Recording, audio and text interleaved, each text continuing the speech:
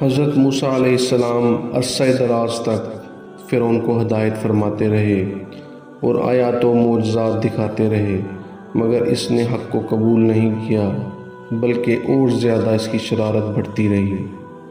بنی اسرائیل نے چونکہ اس کی خدائی کو تسلیم نہیں کیا تھا، اس لیے اس کے ان مومنین کو بہت زیادہ ظلم و تشدد کا نشانہ بنایا گیا۔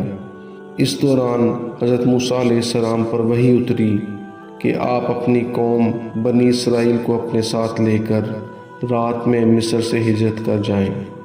چنانچہ حضرت موسیٰ علیہ السلام بنی اسرائیل کو لے کر رات میں مصر سے روانہ ہو گئے۔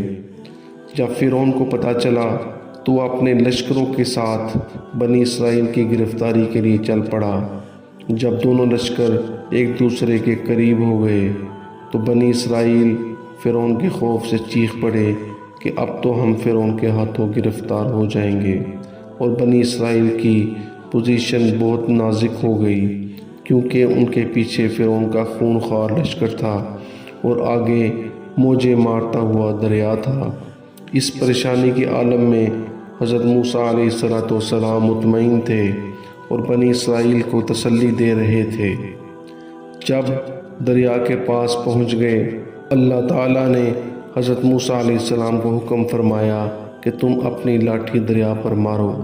چنانچہ جو ہی آپ نے دریا پر لاٹھی ماری تو فوراً ہی دریا میں 12 سڑکیں بن گئیں اور بنی اسرائیل ان سڑکوں پر چل کر سلامتی کے ساتھ دریا سے پار نکل گئے۔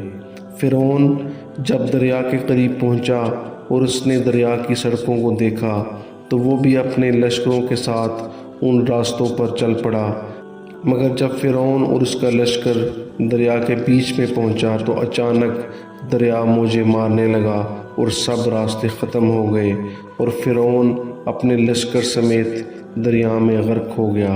اس واقعے کو قرآن مجید میں اس طرح سورہ الشعراء میں بیان فرمایا ہے: پھر جب آمنا سامنا ہوا دونوں گروہوں کا، موسیٰ والوں نے کہا ہم کو انہوں نے آ لیا۔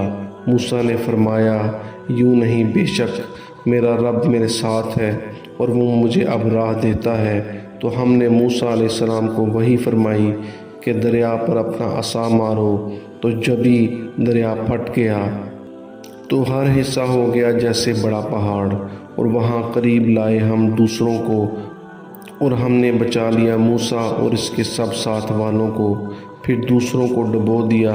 بے شک اس میں ضرور نشانی ہے اور ان میں اکثر مسلمان نہیں تھے۔